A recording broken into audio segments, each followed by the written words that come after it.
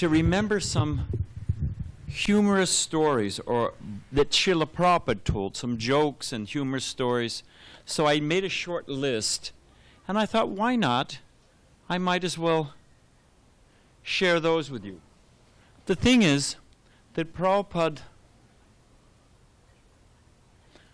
said that a Vaishnava, if you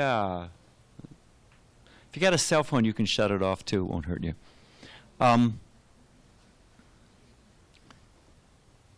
That Prabhupada said that a devotee is like a jewel. And he went on to explain, like facets of a jewel, if you turn it, it catches the light differently. So Srila Prabhupada could be incredibly heavy. Guru literally means heavy. Heavy with knowledge, heavy to cut through our illusion. So Prabhupada could be heavy. He could be incredibly sweet. We had that Prabhupada festival in Los Angeles, and it was a gathering of those who'd cooked for Srila Prabhupada. And many of them said there was a common theme, that when Prabhupada was sitting on the Vyasa or in darshan, he had a duty as a teacher. He had a duty to play the role of the acharya, the teacher, the guru. But his default mode, just in his day-to-day, out of the spotlight mood, was as a very, very humble devotee. I'll give you an example. I just thought of it. When Prabhupada came to Detroit, I don't know what year this was. I'm thinking 76, because it was in the Devasadan Mandir, the new temple. Prabhupada noted that in his room, in his darshan room, there was no picture of his guru. So he'd also noticed that there was a nice, beautiful frame, big painted picture of Bhaktisiddhanta Saraswati Thakur in the temple room. So Prabhupada told the temple president, hey, bring that picture up.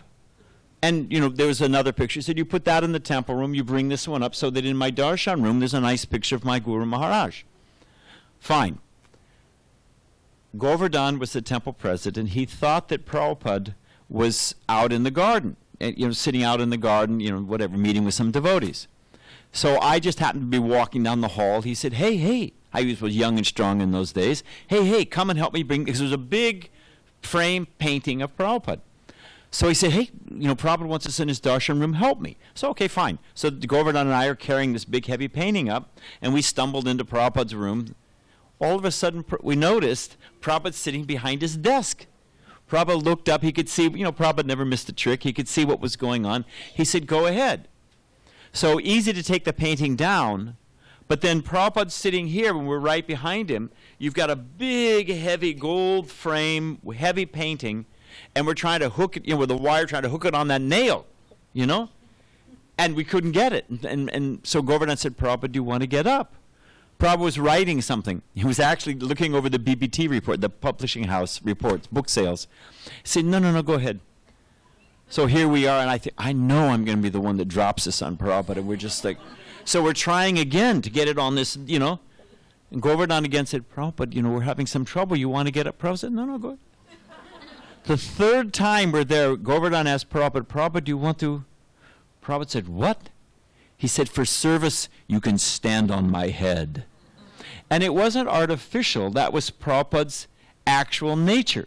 When Prabhupada went into ecstasy, and the gurus are crying and sobbing, and Radhe Shyam, forget it. That's all cheap. It's easy to do. I was at a program in New Delhi, and Achyutananda Swami, one of our early ISKCON sannyasis, was speaking. It was in the Ram Leela grounds in Delhi. A couple thousand people, easy. And the speaker was, Radha Krishna, and he was shedding tears, and just, and the whole crowd was moved in bhav. When he got off the stage, we were next to go on, so we were standing there.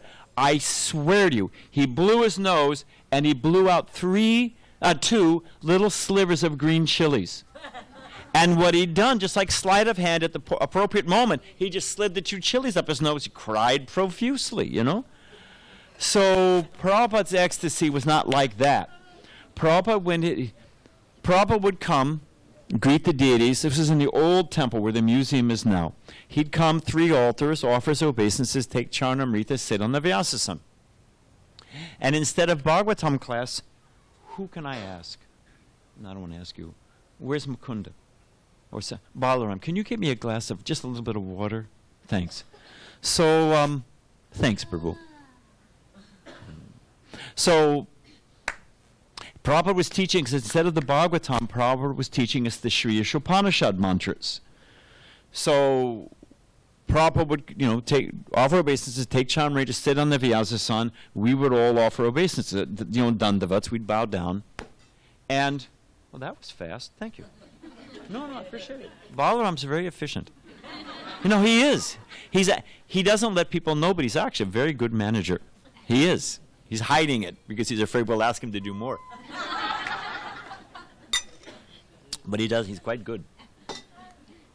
Anyway, so when we were bowing down, we were used to hearing Prabhupada's, the oceanic voice of the ages. Prabhupada's voice would roll out, Om Purnam Ada Purnamidam Purnat Purnam Udach, the invocation of Ishopanishad. So we were used to that. This particular morning, we bowed down, no voice, no Prabhupada, rolling out with the, mantras of Ishopanishad. And we looked up, and he was, because the Prabhupada's Vyasa was here, temple deities were here. Little Radha Krishna. We didn't have big Rukmini Dwarkadish, little Radha Krishna.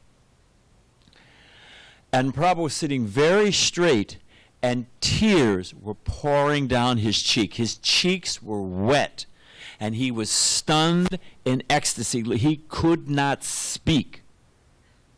And what did Prabhupada do?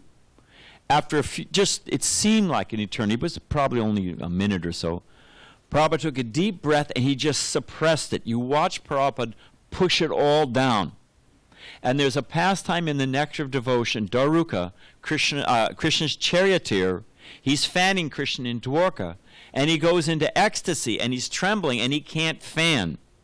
And he curses those symptoms of ecstasy because they're getting in the way. Hey. Sorry, it's my job. They're getting in the way of his service. The ecstasy was getting in the way of a higher duty, his duty to serve Krishna. So Daruka, it says how he suppressed them. And we literally watched Prabhupada just push it down. He had his duty of teaching his disciples Vedic mantras, how to help them advance. That was his mission, his service to his spiritual master, to train his disciples. And this ecstasy was just a byproduct that was getting in the way. That's the elevated platform Prabhupada was on. But what I wanted to say about humility, no one knew what to do, So we just sat, and then Prabhupada came out of his ecstasy. So Dayananda asked Prabhupada later on, Prabhupada, when you go into ecstasy, what should we do? Prabhupada, in his profound humility, responded, I don't do it very often. He was like apologetic. I don't do it very often, So Prabhupada was humble like anything. He could be super heavy. In the London temple, Bhaktivedanta Manor, not the London Soho Street, not the town, but outside, Prabhupada's Vyasa is at one end, beautiful Radha Gokulananda, Radha Krishna deities are at this end. Temple room's completely packed. A man Prabhupada gives his talk, calls for a question, a man stands up. Deities here, Prabhupada's here, man stands up. He said, can you see Krishna? Prabhupada said, yes, but you're standing in the way. Sit down. Which is because Krishna's right, it's a great answer, So I was in Prabhupada's room, and a Sanskrit scholar was trying to impress Prabhupada. I mean, come on. You're sitting in front of a saintly person. He can give you timeless instruction to relieve the anxieties of life, to put out the burning fire of samsara. Why ask some frivolous question or try to impress him? So the man said, oh, Swamiji. He was a Sanskrit professor. And there's nothing wrong with Sanskrit. It's very valuable. It brings out, don't get me wrong, it can bring out the richness of the Shastra. But if you so he said to Prabhupada, I say, Swamiji, is it Krishna? Is it Krishna? Is it Krishna? Prabhupada said, don't worry. He knows who's calling. Great answer. So I don't have a watch. What time is it? Huh? Okay, I'm supposed to just fill some time. So it's till 7:15? 5 minutes? Okay, that's easy. Prabhupada, as I said, was humility percent. I'll give you another example. Detroit. Prabhupada's leaving. There must have been 300, I'm not exaggerating, 300 devotees in the airport. And kirtan, 15 madungas, 30 pairs of kartals, distributing books, sprinkling rose water, throwing flowers, brahmacharis offering full dandavats, the whole samsara, And it's 8 o'clock in the morning, and the businessmen are trying to get the airport. But the airport was designed, the hub, it's like spokes of a wheel. And so Prabhupada was sitting here, and then there's all the spokes to where the different planes are. And all these people are trying to get through this area to catch their plane. You got 10 brahmacharis like logs on the ground, And they're trying to get past, and, they're trying to, the devotees are pushing the devotees, and the devotees, we were young, passionate brahmacharis in those days, don't you realize this is a pure devotee of Krishna, you fool, And the guy's thinking, hey, I got to catch my plane to Chicago, So the thing was just about to blow up. Somebody was going to haul off and whack somebody, and it was just going to be like one of those saloon brawls in an old western, It was just about to ignite. And Rupanuga Prabhu was the chairman of the GBC. He stood up on a chair and said, all ISKCON devotees, please clear the terminal. Nobody moved. Totally shined him on, the only person to move? Prabhupada got his bead back, got up and said, no, Prabhupada, not you, But Prabhupada was thinking, I'm a devotee of ISKCON, my leader's making it, he was perfectly compliant, ready to follow, So it just gives you a flavor of Prabhupada's profound humility.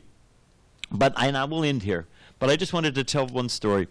That Prabhupada was in, this was told to me by Harisari Prabhu, and Prabhupada was in Calcutta, and there was because we've been talking about the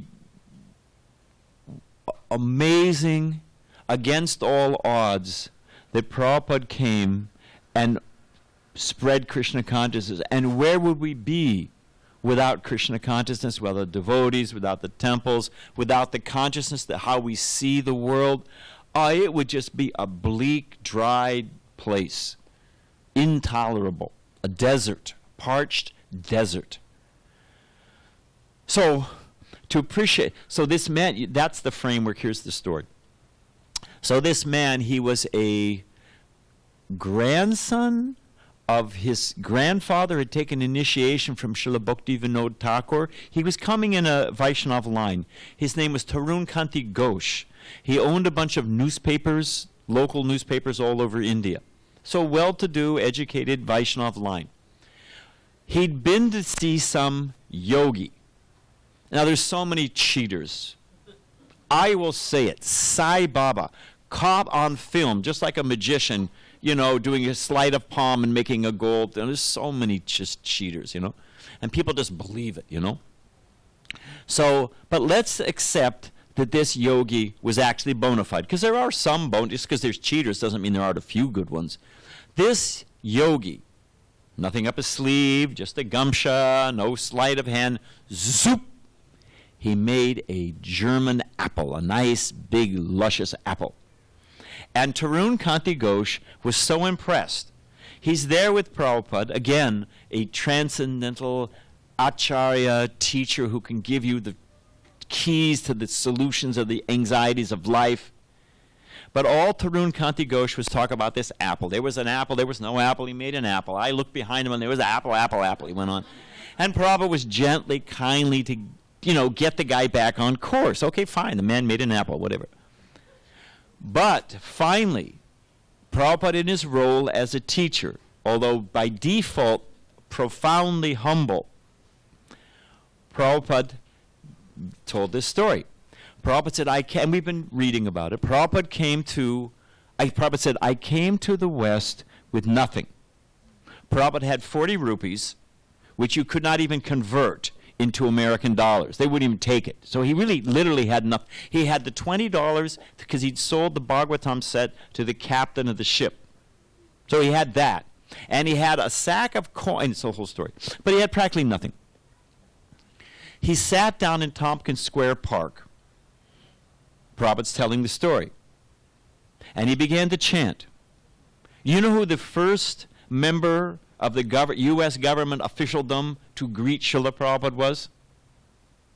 One of New York's finest, one of the local police. Hey, buddy, get off the grass.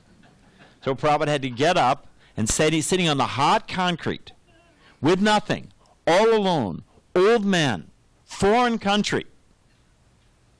And he began playing his kartals, one pair of kartals. And from that kartals, Prabhupada said, so many devotees came. From the devotees, so many books, so many deities, so many festivals, so many temples. And then Prabhupada said, and in every temple, there are so many apples.